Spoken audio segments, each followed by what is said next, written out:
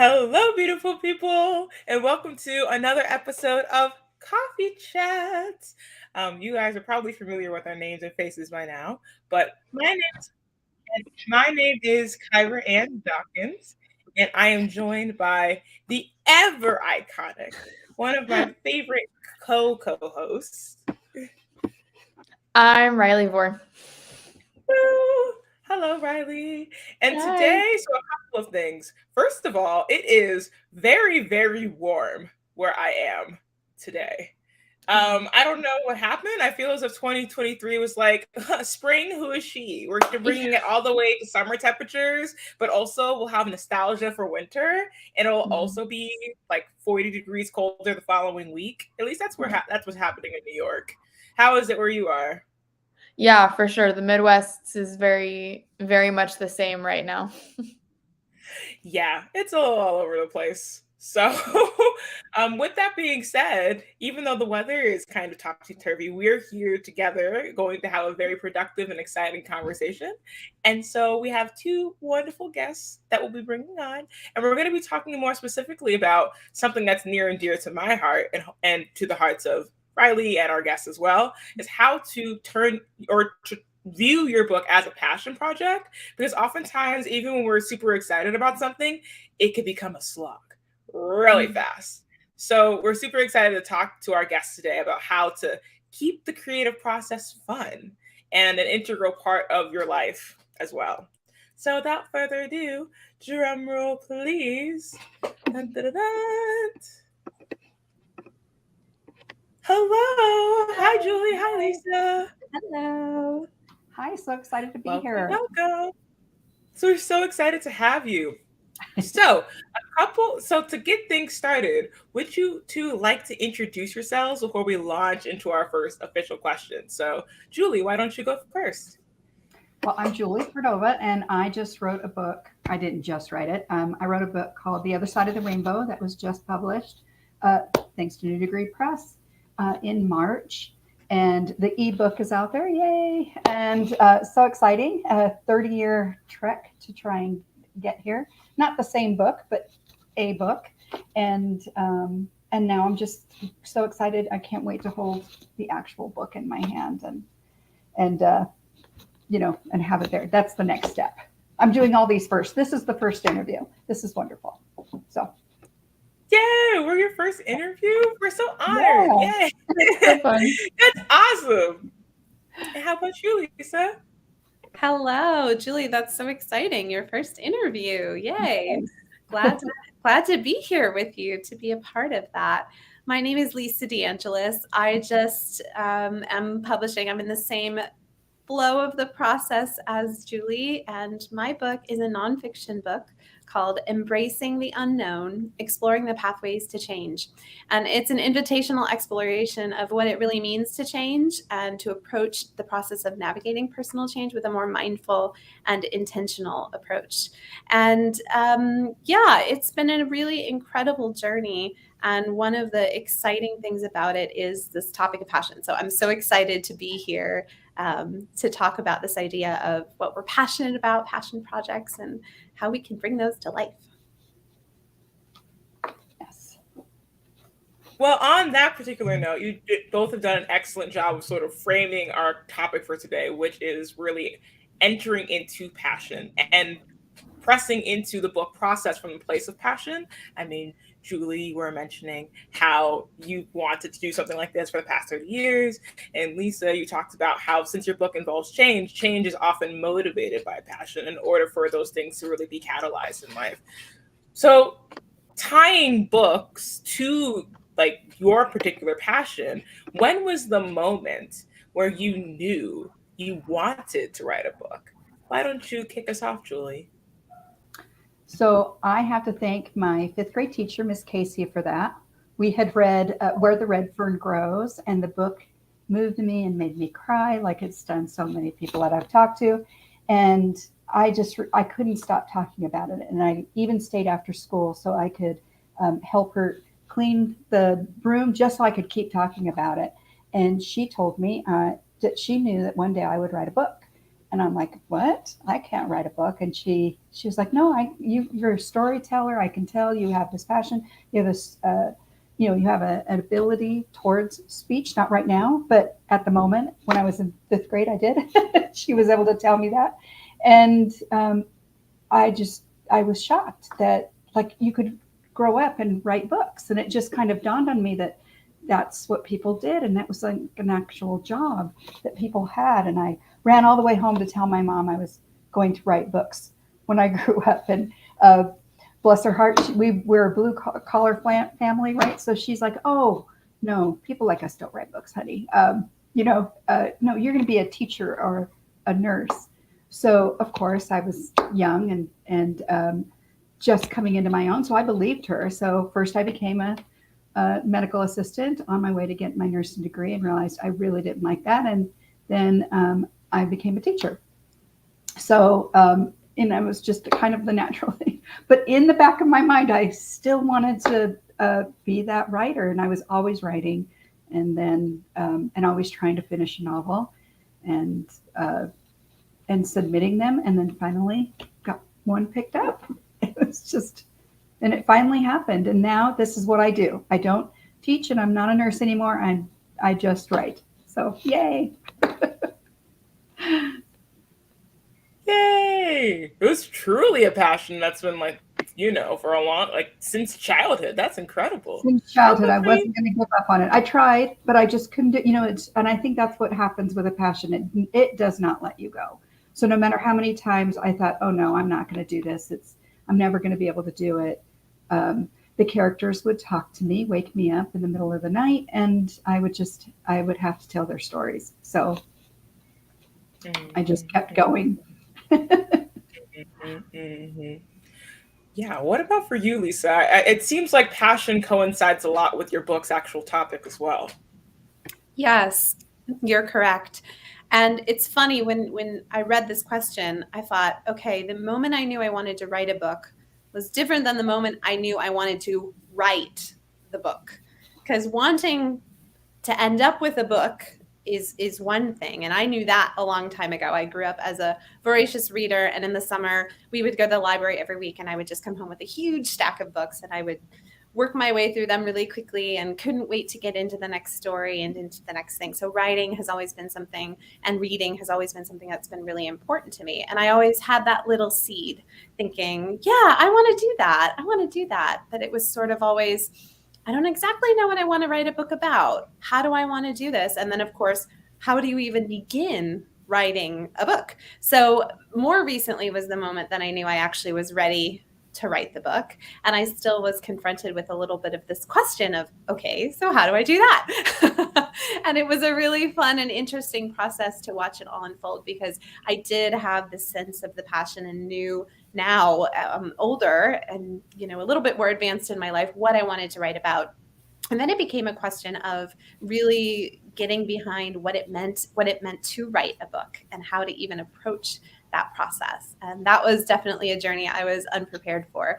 I had a personal goal during the pandemic of spending more time writing. It was a therapeutic outlet for me, a creative outlet for me. And I thought, okay, I really would like to focus on trying to get something that I wrote out there in the world. And I was thinking a blog or a poem or something like that.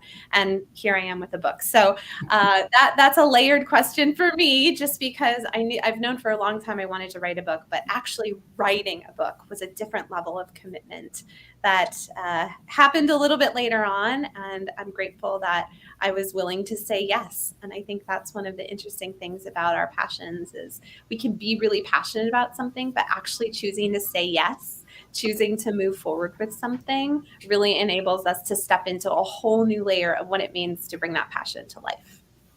Mm-hmm. That's so beautifully said. And it actually perfectly segues into our next question. Yeah. So how did your passion for the book topic further your writing process and that whole journey? Lisa, why don't we start with you? Sure. So one of my big beliefs about the process of changing is that it's actually interactive. It is a process. It's something that can and should be fun and can and should allow us to take ourselves someplace we've never been before. And that can be really scary. And sometimes it can feel really overwhelming. But at the same time, there's a lot of possibility that exists in that space. So for me, the idea of curiosity comes up a lot because I think I was really curious as I started digging into this. I really wanted to understand why some of the things I've seen and heard and talked about with people for so many years were actually true, how they could come to life, and how I could translate them into something that could be useful for other people to apply to their lives. So I think this idea of curiosity was really important to me in my writing process. I would encounter a lot of moments where I would think, okay, so what's next? And I think if I had just paused there and said, I don't really know what I'm doing, or I've done all of the research already, I'm not sure there's anything more I could say, it really would put roadblocks up in the process. But being curious and sort of saying, is this all I have to say on this topic? What else could I approach here? How could I introduce this to someone in a brand new way that might hook them in differently than they've thought about this before? And that then became something that fueled the whole process of developing the book. I started writing a different book, a slightly different book. The topic was a little bit angled differently when I first started writing. So that was also really interesting too, because it really was this pervasive sense of staying curious, being willing to learn, and being open to the process that really let me create what I've now created.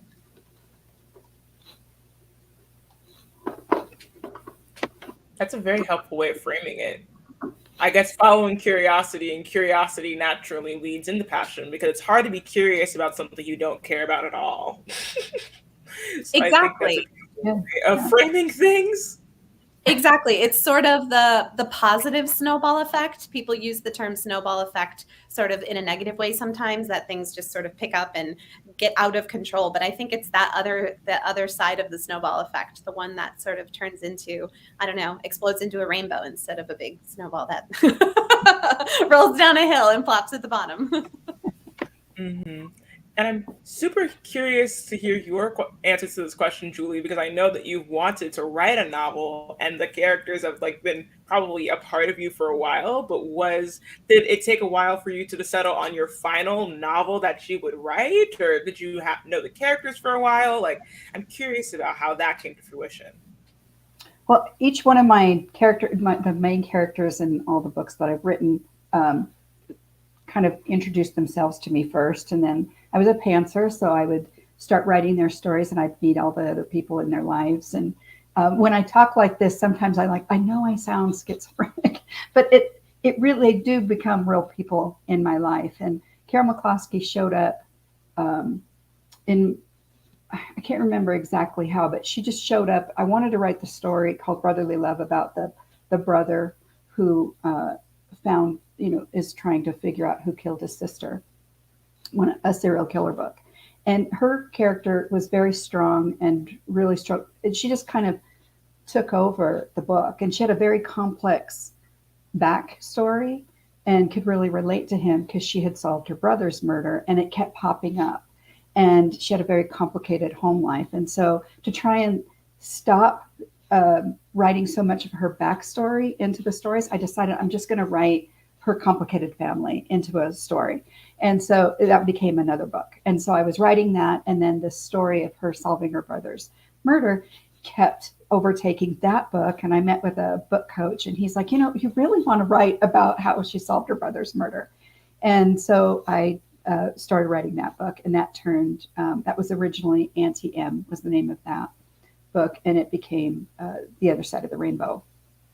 And now I have the book in between the Brotherly Love and that one, and then Brotherly Love I can now go back to because now I've written her story, and I don't have to spend so much time on those backstories. So I look forward to writing those, and not writing them, but what should I say, editing and fixing them, because now so much of those stories has changed because The Other Side of the Rainbow has changed so much and brought in all these different characters. And so they definitely will need a rewrite.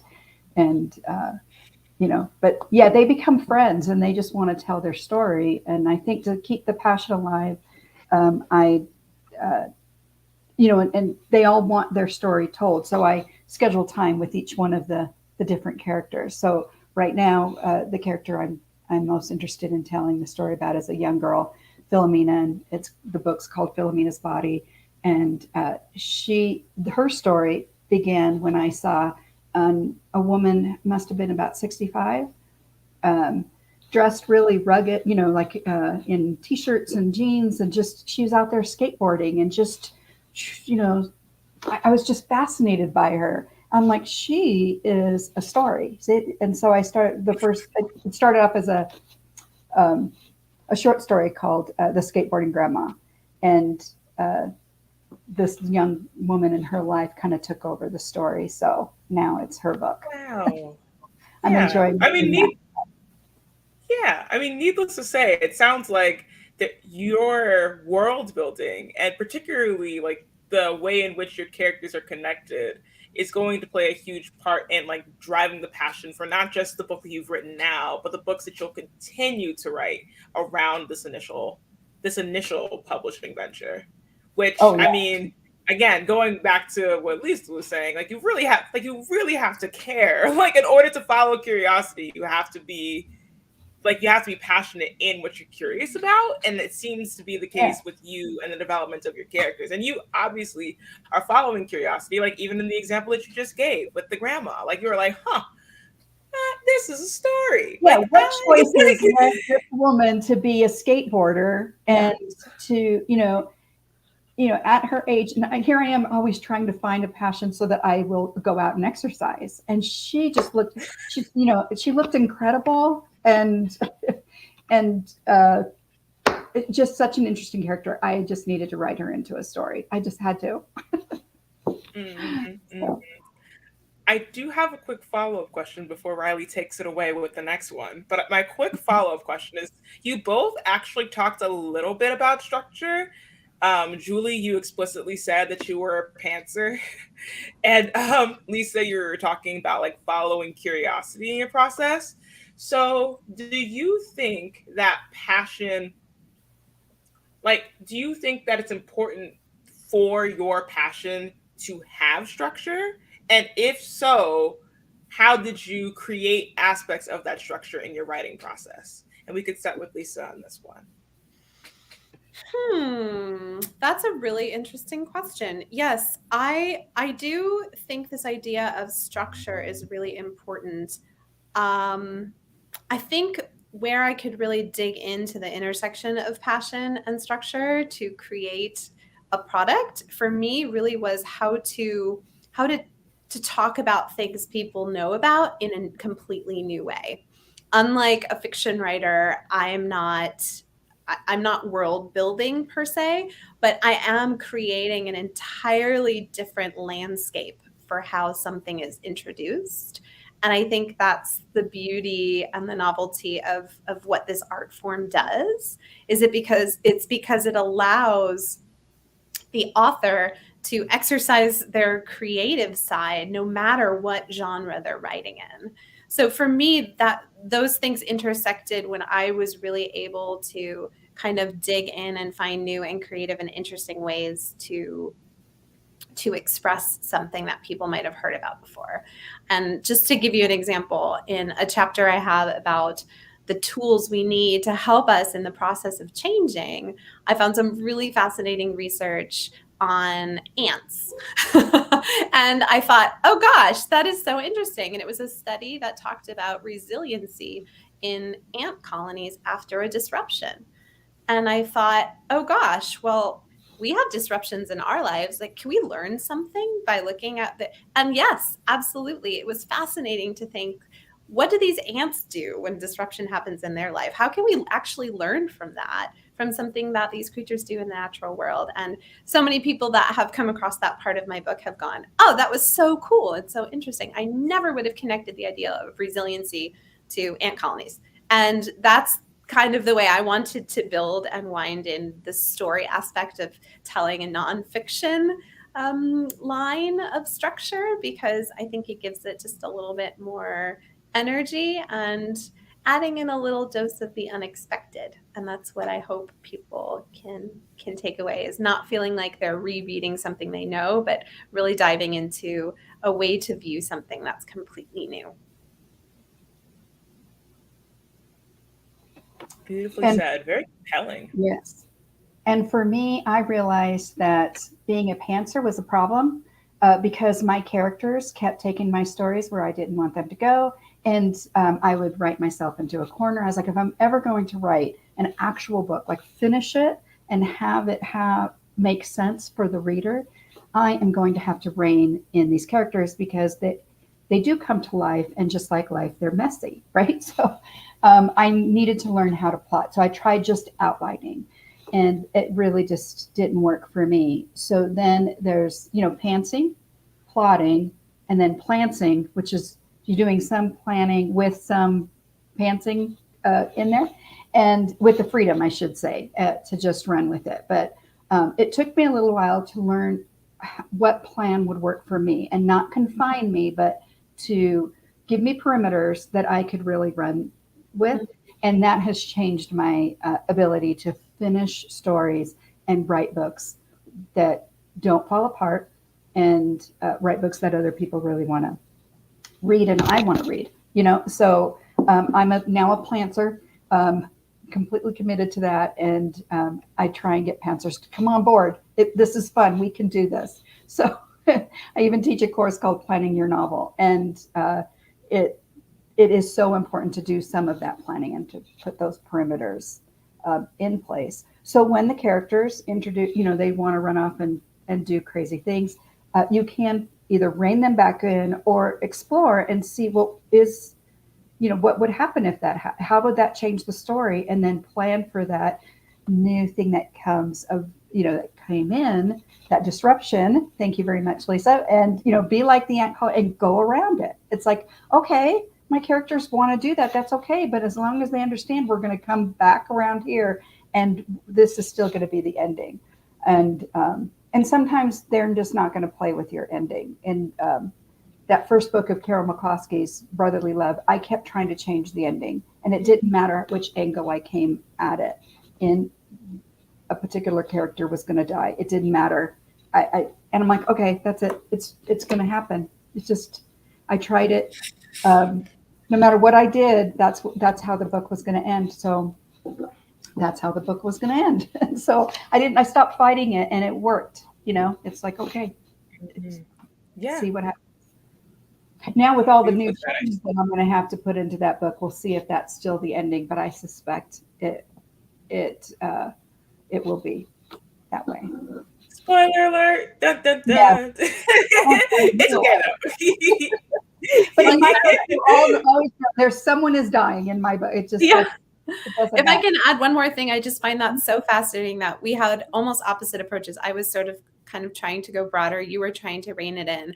And yet for both of us, the process, sort of the book found its way within the structure. I think it's a beautiful example of, you can come at this from so many different angles. Mm-hmm. And really, books have a life of their own. They have an energy that I think we co-create with them as the author, as the writer, as the voice bringing, actual words to a page, so to speak. But I think it's beautiful to think that we can come at it from such different goals and directions and needs, and still end up with a process that does this really interesting windy thing. And here we are. And pretty soon we'll be holding books in our hands. I know. It's so wonderful, isn't it, to see, like, to have reviews of the ebooks and to have that going on. It's like, this is it. This is the whole reason why I wanted to tell a story. I want to affect people the way that, the Red Fern Grows affected me. When I was 5, I wanted to talk about this book. And to be able to know that there's something out there that I wrote that is doing that for people. It's great. It's just, yay. That's the reason we write. We don't write books so that nobody reads them, right? Nobody writes a book and says, oh, I hope nobody reads this but me. Amen. Yeah, absolutely. Well, kind of jumping similarly to that. I think when we think about writing a book, especially when we think about it young, it's often portrayed or like in our minds as this like very glamorous thing of being an author. But I think we quickly realize that it's some work and it can be rather isolating sometimes. So how do you infuse fun into your creative process? And Julie, let's start with you. Very similar to what we're looking at right here. It's working with other writers. So the best thing that came out of the pandemic for me was Zoom meetings and meeting other writers and being able to join a Zoom call just like this and say, this is what I'm working on and this is what I'm writing today. And they tell me what they're writing. And then we close our office doors, basically turn off our cameras and our mics, and we all work. And then we come back after time. So we do Pomodors, usually about 45, 50 minutes of closed door writing. And then we say, well, this is what I accomplished during that time. And that community of writing just really makes it fun. It makes it challenging, and it's inspiring to, on those days when I'm having trouble writing, to open my door and have someone say, I'm just having the best day ever. And I just want that. I get chills and I'm like, oh, I'm so happy for you. And I want that too. And it's so fun to have those days. And I think, all those years when I was raising a family and working and trying to find time to write, writing was a very lonely part of my day, in the sense that nobody cared if I wrote 5 words or 500 or 5,000. It was just like something for me. Then the internet happened and social media happened. And then I went through a phase where I was telling everybody how many words I wrote, and I would get cheers and likes and, I'm like, oh, 2,000 words today, yay for you. And then I was all alone again. But since the pandemic and Zoom got what I think it jumped ahead in technology, but leaps and bounds, right? Because there was this huge need for it. And so other programs like it, Google Meet, Zoom, whatever, they all started popping up. And all these writers in these writing communities, we found each other. And maybe Google had something to do with it, because the ads would pop up for those communities, right? Mm-hmm. And we joined them, and I think that just makes it so much fun. Because then I feel like I'm even participating in all of their books. They talk about them. I get to know their characters. They'll ask questions like, how do I solve this? And we problem solve together. And so that creative energy just grows and grows and expands. So yeah, that's for me.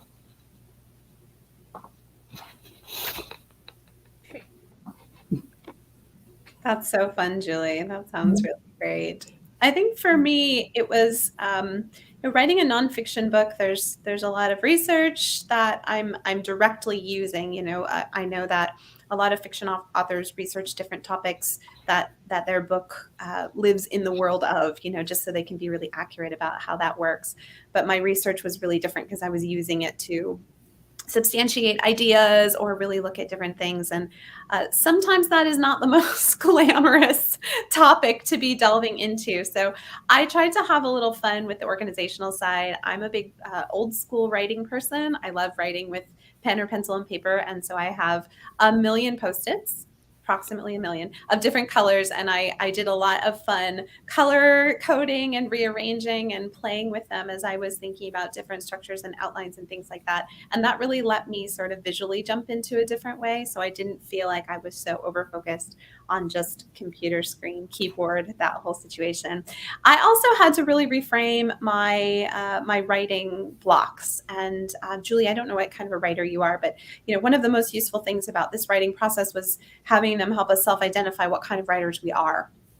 And I knew that I'm not a really strong habitual writer. It's really hard for me to get up every single day and devote the same amount of time, because my schedule is a little bit inconsistent. And I'm definitely not a deadline writer. So I thought, okay, what is this whole idea of an episodic writer? What does that mean? But what I eventually did in terms of blocking time was I'd really view them as my writing dates, my book date. And instead of viewing it as I've got to sit down for the next number of hours, it was sort of Tuesdays were one of my date nights with my book, and all of my friends knew. None of them bothered me or texted me. They just sort of let me have that space, and I would get myself all comfy and worked into a good place and sort of decide what my goals were. And it actually became really fun to look forward to those dates.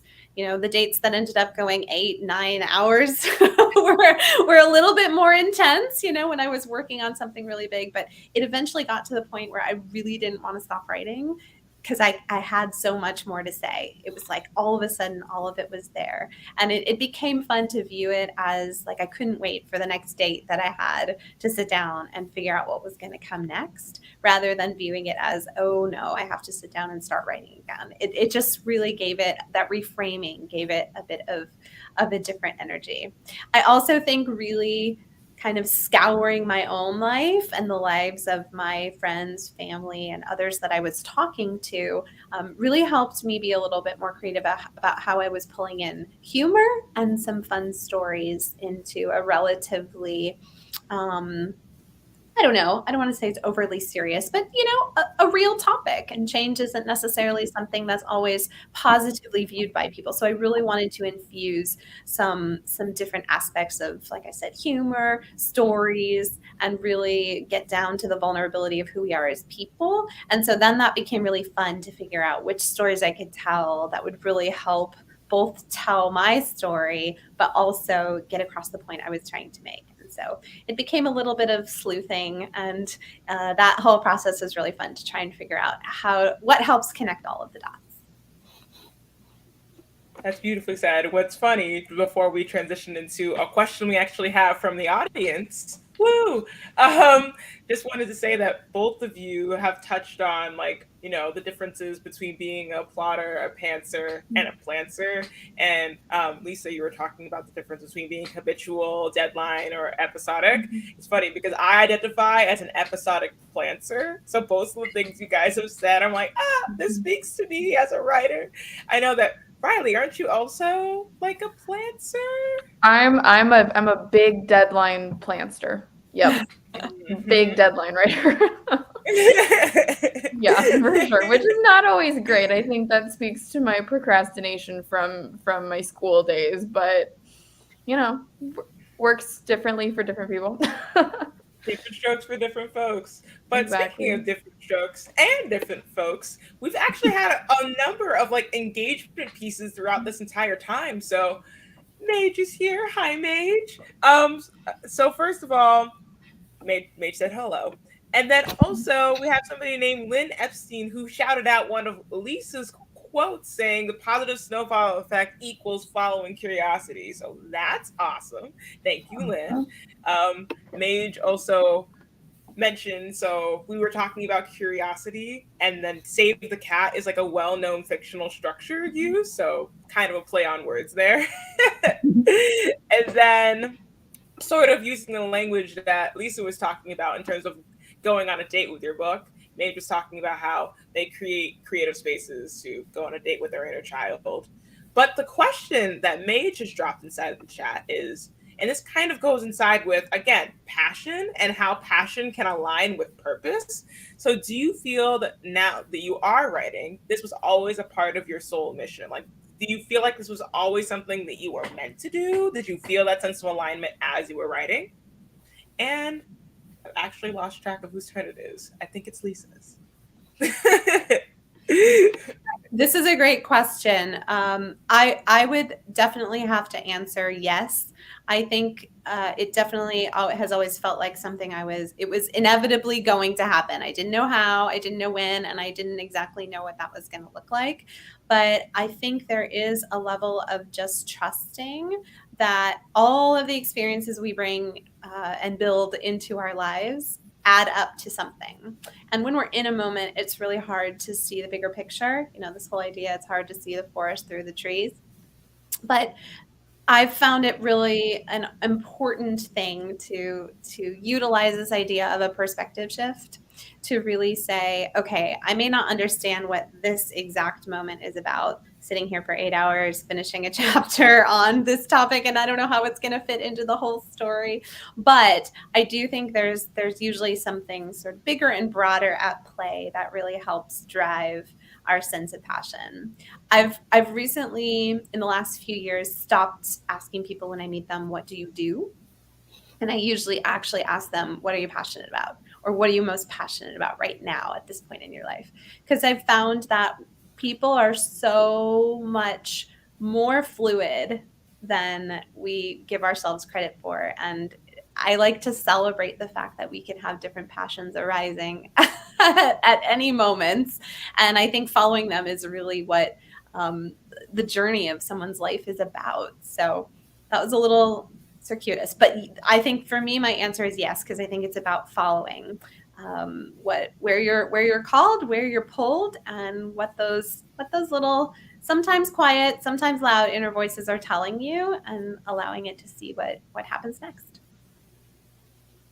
And I'd agree. It comes from somewhere, that ability to look at a woman skateboarding and decide, I'm going to write a story about who she is and what kind of person she is. Or, for the other side of the rainbow, there was, to live with those people. At one point I remember I was telling my son, I could see this stuff happening. And I just have to write it down, the note, so that scene's going to come to life. I go, well, doesn't everybody kind of think like that? Like look at something and it comes up like that. And he's like, no, Mom, I have never once in my life looked at somebody and developed a story from seeing them, So it's just something about the way I was made up, I was created, does that, where I'm curious. And I start building stories around interesting people that I see, and just asking that what if question. And I'm always fascinated when I see people who were developed differently. Like they're still writers, but people who can write songs.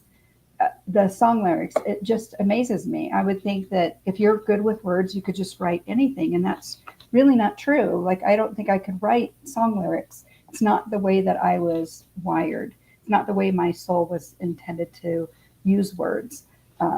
But I know I was destined, I guess, in a way, to try and use words to communicate different ideas. And I didn't want to just write fiction that was fluff. I guess I wanted to write fiction that also, talked about deeper issues. Like my character in The Other Side of the Rainbow, she's dealing with the fact that her parents disowned her brother.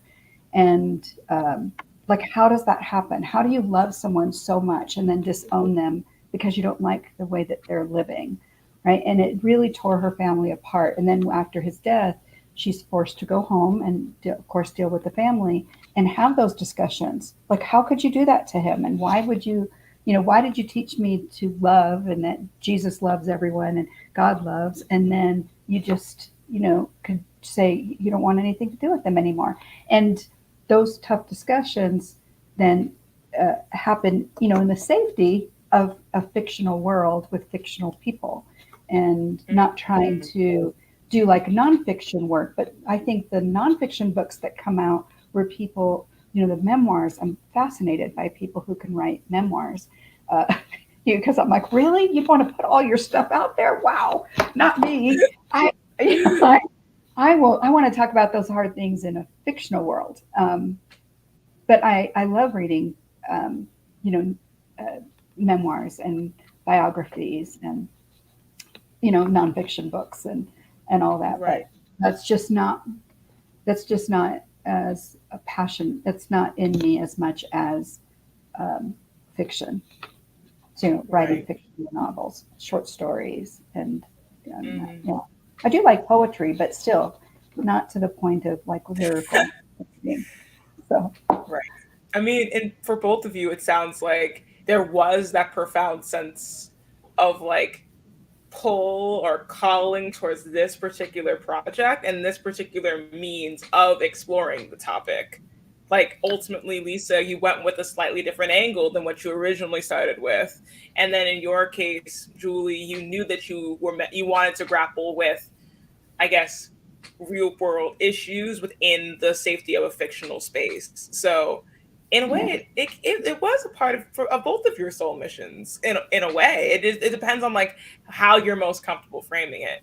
And I guess as we draw our time together to a close, we would love like any final words of wisdom that you guys have, because I feel like so much of this passion is both such an individual but also a collective calling, and it's just been so wonderful being in this space with you both and learning a little bit about your individual understandings and how all four of us have been able to form like almost like a functioning collective understanding of what passion can mean for each of us. So I believe it's Julie to go first. Yes. Okay. So my final wise words is follow that passion. I think the world would be a much happier place if people didn't obsess, with things outside of themselves. If they did allow themselves to follow something like that, whether it's writing a book or being a musician or, being a painter, whatever. If it's an artistic outlet that you need to have that, by following that passion. And just knowing that you don't have to, if you want to write a book, you don't have to write the whole book today, right? You can just say, my world will allow me to write, 50 words today. And if you do that consecutively, pretty soon you'll have enough material where it is in the format of a book or whatever. It's enough to be a book, but then then it's time to edit it into life, and bring it to life. But, we have to follow those passions, or, life is hard and it's sad and it's got too many, challenges, that if we can gift ourselves the ability to follow that passion, I think it makes all life enjoyable. Mm-hmm. And you, Lisa? That's lovely, Julie. Let's see. Words of wisdom. For me, passion is like a spark. And I think just like any initial spark, the little flame, we've really got to give it some care and nurturing to keep that fire going and growing. And so I think for me, the words of wisdom are to really look at the sort of two pieces to that. And one is really having the desire, the spark, and the vision to do something. And then the other side of that is really leaning into figuring out what tools and resources you have and what tools and resources you still need. And if there's an area where you feel like you really want to do something, the spark is really, really huge, but you don't really feel like you have the tools to take it forward, to really dive into what it means to develop those tools. And likewise, if you've got a lot of skills and resources, but you're struggling with sort of how to take it somewhere else, take that spark and then light a little extra fire under that and then keep it moving. So I think it's really looking at it in a way where you can say, what's my role in taking this spark and really making it something that I can use to burn brightly out into the world. Burn brightly. I like that. Burn brightly. Beautifully said from both of you. So again, thank you so much for joining us on Coffee Chats today. It was an absolute pleasure to have you both on. You guys are welcome back whenever you would like to come back. So we hope that you have a wonderful rest of your presumably afternoon, potentially evening, wherever you are in the world. Thank you so much for having me. Wonderful. Thank you. Bye.